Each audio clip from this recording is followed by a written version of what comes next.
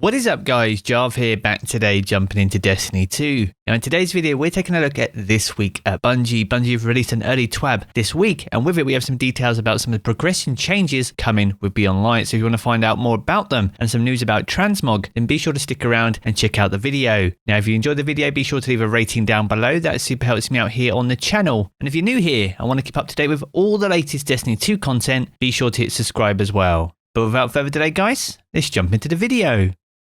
Now earlier today, Bungie released the Beyond Light reveal trailer. This is a brand new trailer for the DLC. It's playing out in the video right now, but if you didn't catch the video from earlier today, I'll leave the link to that one down in the video description below. If you haven't seen it already, I highly recommend that you do, and it's well worth it and gets the hype train well and truly moving ahead of Beyond Light on November 10th. Now Bungie kick off this week's TWAB with an update on the roadmap for Beyond Light. This was something that we saw very recently. From what we can see here, there isn't any real changes to the roadmap. However, if you haven't seen it already, this is the roadmap for Beyond Light and Season of the Hunt, which is going to run from November all the way through to February. If you want some more details on it though, I'll leave the link to the TWAB in the video description as well, so be sure to give it a full read if you haven't seen this one already. Now from here, Bungie go on to some of the progression changes that we talked about earlier. So the start of any new Destiny expansion begins with a power climb as we experience the new campaign and play through the story missions for the first time. Now after finishing that and completing some additional quests and activities, players start working towards the soft cap, and we need to start earning powerful rewards to continue our power climb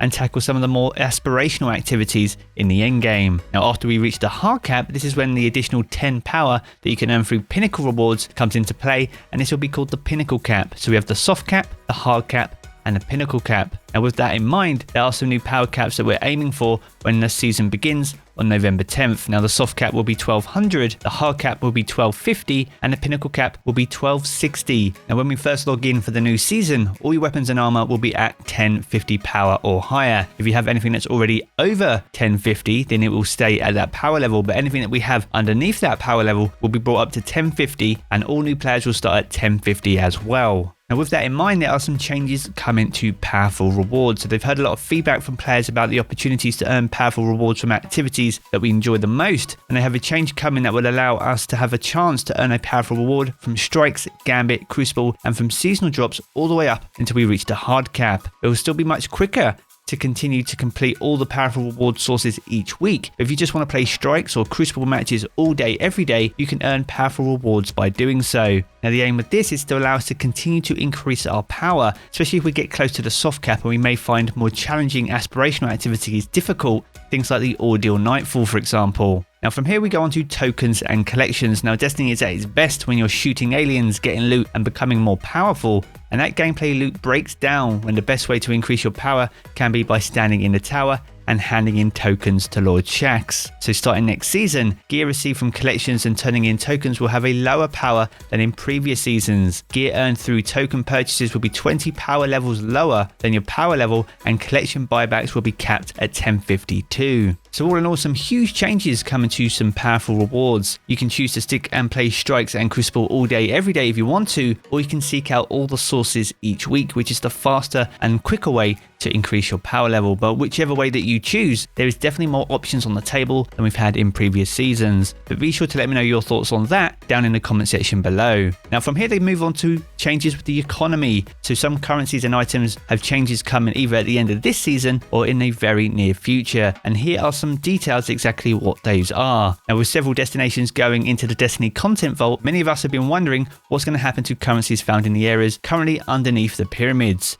Now the simple answer to this is that there's no changes to these currencies in Season of the Hunt, and we'll still be able to spend them at vendors normally. But starting in Season 13, phase glass needles, alkine dust, simulation seeds and seraphite will no longer be accepted by vendors. So for those of us that have stockpiles these materials at the end of the Season of the Hunt, Spider will kindly offer a small amount of glimmer in exchange for taking them off our hands. But you'll realize the best value is by spending them before that point, so make sure to turn those in if you have a stockpile before the end of the next season. There are other items as well that will be removed from the inventory at the end of Season of Arrivals. An example here is faction tokens. They've not had a purpose for a while, and others like expired ramen tokens never really had a purpose but held some sentimental value. So by removing these from our inventory, it helps to create some space going into the DLC. Next up, they move on to bounties. So back in late April, Bungie shared some plans on how to tackle the problem and bounty fatigue that is currently inside Destiny 2.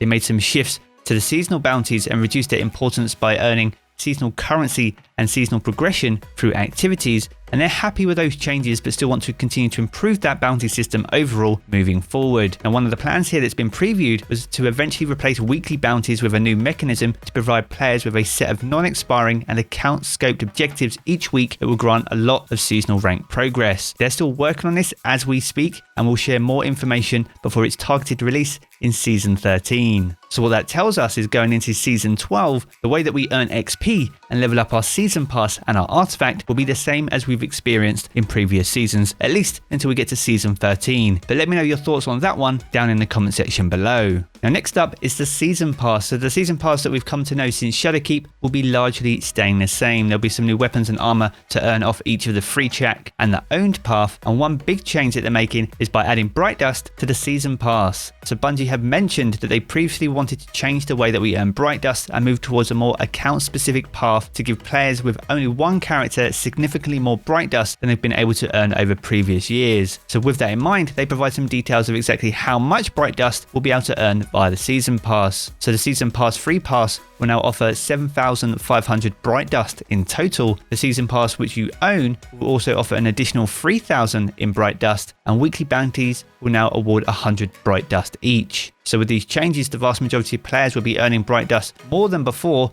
and one of the goals here is to not have a system that pushes you to try and grind out weekly bounties on all three characters every single week just to build up your Bright Dust. So if you have 3 characters or you only play on 1 character, Bright Dust will be available by earning ranks in the Season Pass, and they'll be also making changes to the timing in the Season Pass ranks, meaning purchases will be available starting in week 5 instead of week 9. Now overall, they have more plans for improving how to earn Bright Dust in future seasons, and that'll be coming in Season 13, and they'll continue to monitor our feedback in the meantime. Next up on the block is Spider. So Spider is going to go through some changes in Beyond Light. Now first off, Spider will no longer be selling legendary shards. This exchange will be removed mainly because it's not being used enough, and particularly when compared to other exchanges that are on offer. After reviewing player balances and the frequency that exchanges are made, it was an easy decision to free up space for something much more interesting. So in place of the legendary shard exchange, Spider will now be selling enhancement prisms. So these highly valued items will come at a cost though, and they'll cost 400 legendary shards per prism. And Spider is also going to be very stingy with these and only allow us to purchase 3 per week. But Bungie wanted to give us another way of converting our high balances of legendary shards into something a little bit more valuable than planetary materials and upgrade modules. Secondly, they've also taken another look at how enhancement cores exchange works and have made some changes to this too. So the ascending cost mechanism has been removed, and in its place, Spider will now sell you 5 enhancement cores a day for the fixed price of 30 legendary shards each. While this does limit the amount of cores you can acquire each day, Bungie feel this is a consistent price, and it's much clearer in terms of your experience, with less chance of accidentally spending large quantities of legendary shards, and I've been a victim of that myself. But be sure to let me know your thoughts on those changes to Spider down in the comments section below.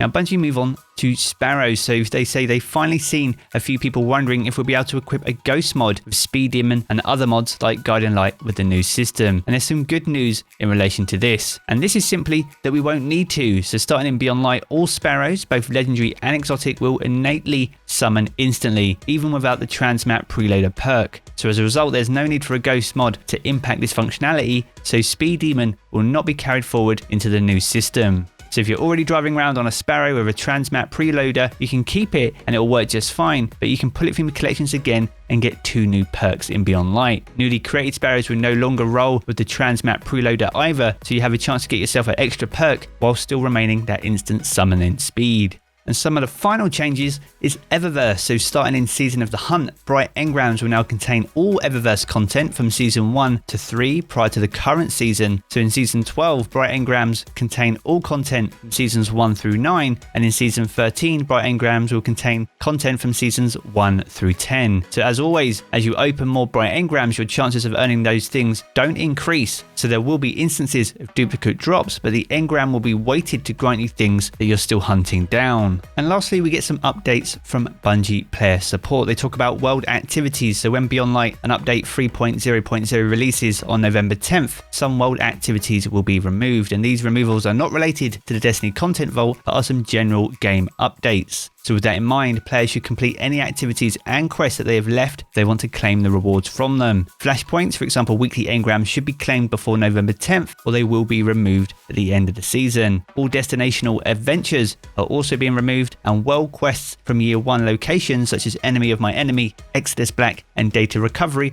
are also being removed too. And in terms of inventory though, at the start of Year 4 and the introduction of the Destiny Content Vault on November 10th, certain items will be deprecated from the player inventory that correspond to vaulted destinations, activities and campaigns. Now if you want to see a full list of that, I'll leave the link to it down in the video description below, so be sure to check that out to make sure you're not going to be missing anything once Beyond Light launches. And lastly, they talk about a 14-hour downtime. So on November 9th, Destiny 2 will be taken offline for maintenance in preparation for Beyond Light. So maintenance will begin at 7 PM Pacific, and this will end on November 10th at 9 AM with the launch of Destiny 2 Beyond Light and update 3.0.0. But be sure to stay tuned to all the official Bungie channels for the latest updates on this. And lastly, we have some information about Transmog. Now, Luke Smith was on a podcast over on twitch.tv earlier today, and he gave us a little sneaky detail about Transmog, which is coming in a later season. Now, the main conversation around Transmog is what we do with our armor that we have right now, and how is it going to identify items that we have versus the ones that we want to keep. Well, the short answer is, if the item is in our collection,